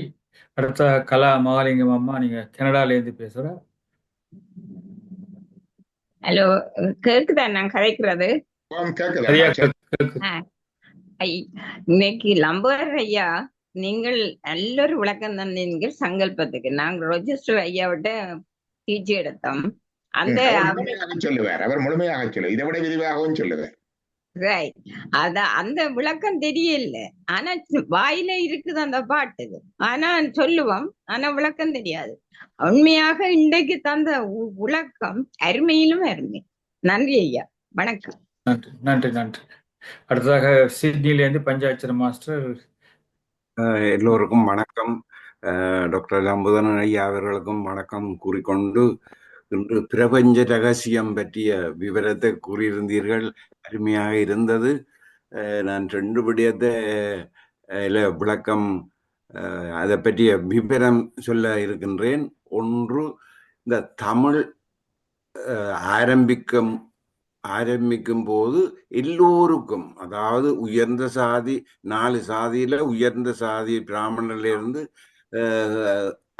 அடிமட்ட ஜாதிக்கும் பாவிக்கக்கூடியதாக தமிழை வைத்திருந்தார்கள். அதாவது சமஸ்கிருதம் தனியே உயர்ந்த சாதிக்கு மட்டும்தான், மற்றவை பாவிக்க இயலாது. மற்றது ஒரு ஒரு ஒரு புதுசாக உண்ட பாடலோ ஏதோ டிக்ளேர் பண்ணேக்க அதை காசியில கொண்டு போய் டிக்ளேர் பண்ணினால் அது நிலைக்கும். அதனாலதான் புத்தர் கூட அந்த காசி அந்த பக்கம் வர்ணாசிக்கு போய் தன்னுடைய இதை டிக்ளேர் பண்ணார் என்று சொல்லப்படுகிறது. காசியிலே ஒரு விடயத்தை நாங்கள் டிக்ளேர் பண்ணேங்க சமஸ்கிருதத்திலேயும் எழுத வேணும். அதுக்காகத்தான் குமரகுருபரன் போய் சகலகலா வல்வி மாலையை சான்ஸ்கிரிட்லேயும் எழுதி தமிழ்லேயும் படித்தார் என்று சொல்லப்பட்டிருக்கிறது ஐயா. அது ஒரு விடயம். இந்த சங்கல்பம் என்றது ஒவ்வொரு காரியத்துக்கும் சங்கல்பம். சும்மா ஒரு சிரார்த்தம் செய்யறதுக்கும் ஒரு சங்கல்பம் செய்வினம். பிறகு ஒரு கும்பாபிஷேகம் செய்யறதுக்கு உரிய சங்கல்பமும் செய்வினம். அப்ப இந்த சங்கல்பம்ன்றது ஒரு பெரிய ஒரு இது. சில வேளையில சங்கல்பம் செய்து முடிந்த பிறகு சிலர் தெற்ப போட வருவினம். அவைக்கு ஒரு சொல்லில சொல்லி தண்ணியை தெளிச்சு தண்ணியை கழுவி தெற்பிய போட்டு விடுவினோம். அப்ப நேரம் கருதித்தான் அலுவல்கள் நடந்து கொண்டிருக்கிறது. அதனுடையால சங்கல்பம் முழுக்க எப்ப செய்வார்கள் என்றது எனக்கு தெரியல. நன்றி. உங்களுக்கு இதை பற்றி தெரிஞ்சா சொல்லுங்க ஐயா. நன்றி. அருமையா கருத்து. முதலாவது இந்த உயர்ந்தது தாழ்ந்தது 4 வர்ணம் இருந்தது. அதுல உயர்ந்தது தாழ்ந்தது நாங்க வச்சது. இன்றைக்கும் அப்படித்தான் இருக்குது. எங்கட காலத்துக்குள்ளேயே கீழே இருந்த சில சமூக நிலைகள், சில தொழில் நிலைகள், சில பிறப்பு நிலைகள், சில இடங்கள் பிறகு பொருளாதார ரீதியாக பலமுறைக்கு உயர்ந்திடும். அதுதான் நடக்கிறது. இப்போ உயர்வு தாழ்வு என்பது நாங்கள் கற்பிப்பது. அருணாச்சலம் அதில் இருப்பது உயர்வு தாழ்வு என்பது நாங்கள் கற்பிப்பது. ஒரு சமூகத்தை சுமூகமாக இயங்குவதற்கு எந்த சமூகம், நீங்கள் அங்கு விருத்தியடைந்த அமெரிக்கா ஆஸ்திரேலிய சமூகமாக இருந்தாலும் சரி, மிகவும் பின்தங்கிய ஒரு இடமாக இருந்தாலும் சரி, இந்த 4 கூறுகளை பார்க்கலாம். ஒரு படித்த ஆட்கள் கொஞ்சம் பேர் இருப்பார்கள், அறிவாளிகள், ஆராய்ச்சியாளர்கள் கொண்ட ஒரு கொண்டிருக்கும். அதே மாதிரியாக அதிகாரம், மற்றது ஆட்சி, மற்றது சட்டம், நடைமுறை, அதை கொண்டு வர்ற ஒரு குழு கொண்டிருக்கும். அதே மாதிரியாக உற்பத்தி, மற்றது விநியோகம், வியாபாரம், அது ஒரு குழு கொண்டிருக்கும். அதே மாதிரி தொழிலாளர் குழு கொண்டு இருக்கும். இதிலே 4ம் இயங்கினால்தான் இந்த 4 சக்கரம் உள்ள வண்டி மாதிரி இந்த சமூகம் சமூகமாக இயங்கும். அதுல உயர்வு தாழ்வு என்பது இல்லை. அதில் என்னென்று கேட்டால் அதிலேயும் இந்த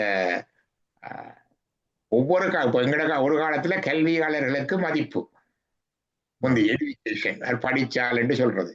இப்ப கல்வியாளருக்கு மதிப்பு இல்லை. நீங்க பிளேன்ல போனாலே இந்த ஃபர்ஸ்ட் கிளாஸ்ல இல்லை, இப்ப பிசினஸ் கிளாஸ். பணம் சம்பாதிப்பவருக்கும் இப்ப மதிப்பு. யுத்த காலங்களிலே நாங்கள் பார்த்து இலங்கையிலையும் சரி, வழியிலையும் சரி, எங்களோட தேசிய போராட்டத்திலையும் சரி, ஒரு காலத்துல போராளிகளுக்கு தான் மதிப்பு அந்த நாளையில மற்றதை விட முதலிடம். ரஷ்ய புரட்சி நடந்த உடனே, சீன புரட்சி நடந்த உடனே, கியூபாக்கு வந்த உடனே தொழிலாளர்களுக்கு தான் மதிப்பு. எங்கெங்க அதிகாரம் போகின்றதோ அங்கதான் வந்து மதிப்பு போகிற. உயர்வதாலும் நாங்க கற்பிப்பது. இதுல இந்த மொழி வடமொழி அப்படி அது பிற்காலத்துல வடமொழி பயிற்சி குறைஞ்சிட்டு. இடையில என்ன நடந்ததுன்னா 10ஆம் நூற்றாண்டுக்கு பிற்பாடு வட இந்தியாவில முகலாயருடைய படையெடுப்பு வந்தது. அந்த படையெடுப்புடையும் கங்காலயத்தோடையும் அந்த தொடர்பாடல் துண்டிக்கப்படுகிறது. வடக்குக்கும் தெற்கும் இடையில் இருக்க தொடர்பாடல்கள் இதுகளும் துண்டிக்கப்படும் பொழுதும், மற்றது ராஜராஜ சோழன் காலத்துக்கு பிற்பாடு தென்னிந்தியாவிലേക്ക് வந்து குடியேறிய புது பிராமணர்கள், கங்கையில் வந்து கொண்டவர்கள், அவர்கள் தாங்கள் மேலாதிக்கம் மிக்கவர்கள் மற்றவர்களை விட ராஜா கொண்டது என்று நாட்டுவதற்காக இங்கே இருக்கிற பாரம்பரிய, இங்கே இருக்கிற தமிழ் பிராமணர் திராவிடர் தான், தமிழர் தான், அது அங்கிருந்து வரையில. ஆனால இவர்களை விட தாங்கள் விசேஷமான என்று சொல்றதுக்காக காசி, கங்கை என்பதை கொண்டு வந்தார்கள். நாங்க பார்த்தா தெரியும், தென்னிந்திய தலங்களை தான் பாடி இருக்கிறார்கள். வடக்கே போறவர்கள் விலை குறைவு. மற்றது எங்களுக்கு காசி தீர்த்தத்தை விட இங்க இருக்கிற காவிரி, இங்கே இருக்கிற தீர்த்தங்களையும் தான் அவர்கள் பாடியிருக்கிறார்கள். அவர்கள் எங்களுக்கு அப்படியான இதுகள் இல்லை. மற்றது அந்த நாட்களிலே தமிழிலே இந்த அறிவு மிக சிறப்பாக இருந்திருக்கின்றது. உபநிடதங்கள்ல இருந்த அறிவுகள், வேதத்தில இருந்த அறிவுகளாக இருக்கிறது. சிவஞான சித்தியாரத்திலே சொல்லுகிறார்கள் என்று சொல்லுவார். அதாவது கணிதம் முதலானவற்றை எல்லாரும் படித்திருக்கிறார்களே, நீ எப்படி வேதம் மற்றும் ஆரியர்களுக்கு உரியது என்று சொல்வது எப்படி சரியாகும் என்று சொல்லி சிவஞான சித்தியார் பரபட்சத்திலே இவர் அருணந்த சிவாச்சாரியார் கேட்கிறார்கள். மற்றது எத்தனையோ வேத ஆகம நூல்களை எங்களுடைய தமிழ்ல இருந்த எத்தனையோ ஆச்சாரியார்கள் தங்களுடைய நூல்கள்ல எழுதியிருக்கிறார். அப்ப படிக்காம எழுதியிருக்கல இருக்கிறார். நன்றி. நன்றி. பாடியில அவைன்ற மொழியிலேயும் இப்படி ஒரு 3 விதமாக, அங்க சயின்ஸ்கிரிட் மிக்ஸ் பண்ணி இருக்குது, அதுலேயும் 3 விதமாக இருக்குது. அதாவது பூசை செய்கிறவர்கள் உயர்ந்தவர்களுக்கு என்னன்றதும் இடைப்பட்ட ஆக்களுக்கு எப்படிப்பட்டதுண்டும் அதாவது சத்திரியர்கள் அதாவது வேலை செய்கிறவர்களுக்கு எந்த லாங்குவேஜை பாதிக்க வேணும் என்றும் 3 விதமா வச்சிருக்கிறார்கள். அப்படி நடைமுறையில நாங்கள் டெக்னிக்கல் டேர்ம்ஸ் நாங்கள் எங்களுக்கு பார்ப்போம். மெடிக்கல் டேர்ம்ஸ் இருக்கு, பிளஸரி டெக்னிக்கல் டேர்ம்ஸ். நாங்கள் மயோகார்டியல் இன்ஃபார்க்ஷன் பெருசா விளங்காது, ஹார்ட் அட்டாக் சொன்னா தெரியும். அதே மாதிரி அது இருக்காக உயர்வதால் வேண்டது கிடையாது. இந்த தமிழ்லையும் கிறந்த வண்டு தமிழ்ல எழுத துவங்கிட்டார்கள் சான்ஸ்கிரிட் அந்த மொழியை, அதுவும் ஒன்று இருக்கு. நன்றி ஐயா. எல்லாரும் ஒரே மாதிரி தான் இந்த தர்ப்பணம் செய்கிற இந்த தெற்பை போடுகிறார்கள் கொண்டு சொல்ல முடியுமோ? தர்ப்ப போடுதல் பொதுவாக ஒரே மாதிரி தான் போடுறது. இடையில ஒரு குழப்பம் பாருது, இந்த வலது கரத்துல போடுறது இடது கரத்துல போடுறது எல்லாம் இடையில வந்த குழப்பங்கள். அம்பாளுடைய அம்பாள் கங்கணம் காப்பு காட்டி கொண்டிருக்கிற இடது கையில தான், இடது கையில தான் அம்பாளுக்கு காப்பு கட்டினதா இருக்குது. அப்ப பெண்கள் வலது கை இடது கை, ஆண்கள் வலது கை என்ற மரபு யாழ்ப்பாண மரபுல இருந்தது. இப்ப மாத்திட்டோம். அதே மாதிரி தற்பையை கலட்டி போட்டுத்தான் தீர்த்தம் குடிக்கணும் காதல வச்சது புதுக்க வந்தது. ஏனென்றால் அது உச்சிஷ்டம் அல்ல என்று சைவ விதியில இருக்கு. இதுகள் இடையில இப்ப நாங்கள் இலங்கையில மட்டும் இருக்கைக்கு அதெல்லாம் அப்படியே இருந்தது. பிறகு இப்ப தொடர்பாடல் வந்தோடனே வெளியில வந்தோடனே இதுகளை விட்டு நாங்கள் தென்னிந்திய மரபில் இருக்கிற அந்த மரபை அப்படியே ஏற்றுக்கொள்ளுகிறோம். அவ்வளவுதான். மிகவும் நன்றி. இப்ப கொஞ்ச நேரத்தில் பிரணீதா பேட்டரியினுடைய நிகழ்ச்சி துவங்க போகுது. நான் போக போன்றேன். இப்ப டாக்டர் கமலா அருணாச்சலமும் டாக்டர் நவரத்னம் பேசியிருக்கிறார். நாங்கள் லீவ் பண்ண வேண்டியிருக்கு. இந்த சாட் பாக்ஸ் ஐடி மீதும் இந்த சாட் பாக்ஸ்ல இருக்கு, அங்க பார்க்க முடியாட்டி எங்களோட வேர்ல்ட் பீஸ் குரூப் ஹைபாக்ல இருக்கு, அதை பார்க்க. நான் இப்ப போக வேண்டியிருப்பதால் டாக்டர் சதா மேனோ அவர்கள் தொடர்ந்து நடத்துவார்கள். நன்றி நன்றி நன்றி நன்றி.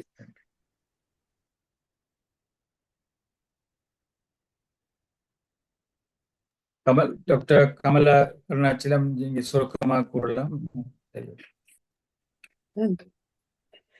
வணக்கம். வணக்கம். அருமையான பேச்சு. தமிழாக்கம் சொன்னபடியால் வடிவா விளங்கிச்சுது. சில கோயில்கள்ல இப்ப தமிழர்களுக்காக தமிழ்ல செய்யணும். அது கொஞ்சம் விளக்கமாயும் இருக்குது. இன்றைக்கு நீங்கள் தமிழாக்கம் சொன்னபடியா எங்களுக்கு என்னத்தை சமஸ்கிருதத்துல சொல்றதுன்றது இப்ப விளங்கிச்சு கொஞ்சம். இல்லையென்றால் சில பூசாரிமார் பிரீஸ்மார் எங்களை திருப்பி சொல்லிவிடும். அப்ப நாங்கள் சரியா சொல்றோமோன்னு தெரியாது. பிள்ளையா சொன்னாலும் பிள்ளையான கருத்தும் வந்துடும் என்றுதான் என்னுடைய ஒரு கருத்து. எஸ், நன்றி நன்றி. அதை மந்திரத்துல இப்ப சில பேர் பயப்படுத்துறது, அதெல்லாம் உச்சரிப்பு பெறப்படாது, அப்படி வரப்படாது என்று. மந்திரத்தை நீங்கள் நினைத்து சொன்னால் சரி. வாயில கொஞ்சம் ஆர்மனாவலர் நித்திய கர்ம விதி படிச்சிருக்கிறார், எழுதியிருக்கிறார். அதுல எல்லாம் தமிழ் அஷ்டாய பட் என்பது அஷ்டாய படு என்றுதான் போட்டிருப்பார். பட்டண்டு போட மாட்டேன், அஸ்திராய பட்டண்டு அஸ்திராய படு என்றுதான் போட்டிருப்பார்.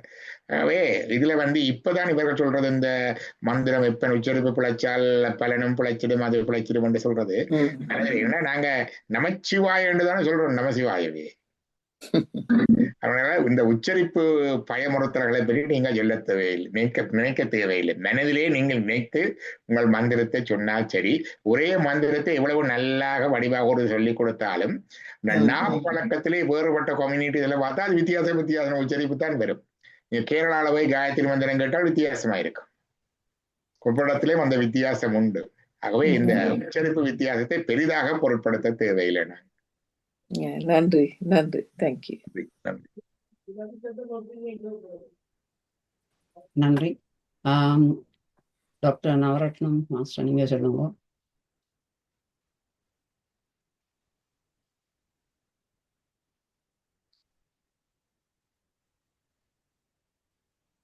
அன்மியூட் பண்ணி கொடுங்க.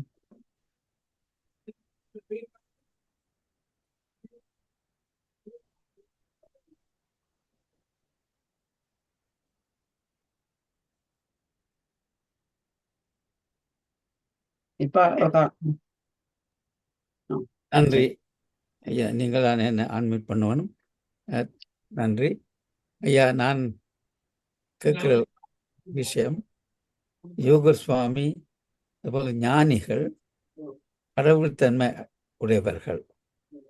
அவர்கள் இந்த மனதால நாம் சிவனையோ கடவுளை நினைத்தால் கடவுள் எங்களுடன் நேசித்து பயணிப்பார் என்று கூறியிருக்கிறார்கள். அத்துடன் அவர்கள் திருக்கைலாய பரம்பரை என்றும் கூறுவார்கள். யோக சுவாமி, சுப்பிரமணிய சுவாமி, அவர் அந்த கடை சுவாமி எல்லாம். அதின் அந்த கருத்து என்ன? திருக்கைலாய பரம்பரை என்றால் திருக்கைலாயத்தில் சிவபெருமான் இருக்கார் என்ற ஒரு நம்பிக்கை. அப்போ இந்த மந்திரங்களும் சமஸ்கிருதம் எல்லாம் முக்கியமோ என்ற ஒரு கேள்வி. நன்றி. யோகர் சுவாமிகள் அவர்கள் எல்லாம் அவர்களை சொல்லுவது, யோகர் சுவாமிகள் போன்ற ஞானிகளை சொல்லுவது ஜீவன் புத்தர்கள். ரமணர், ரோமர் போன்றோர் நம்முடைய காலத்திலே இந்த உலகத்துல எவ்வளோ பேர் இருக்கிறார்கள். சில பேர் தான் இப்படி வெளியில தெரிய வருகிறது. இறைவன் ஒவ்வொருத்தருக்கும் ஒவ்வொரு மிஷன் கொடுப்பார். அதன்படி சில பேர் இப்படி வெளியில உபதேசங்கள், பெரிய புராண நாயன்மார்களை பார்த்தால் அதில் ஒரு 4-5 பேர் தான் பாட்டு பாடி பெரிய பெரிய வலியுமா எழுதி வச்சுட்டு போயிருக்கிறது. மற்றவர்கள் எல்லாம் பாடுகள் எழுதவில்லை. ஈவன் ஆதீன மரபை பார்த்தா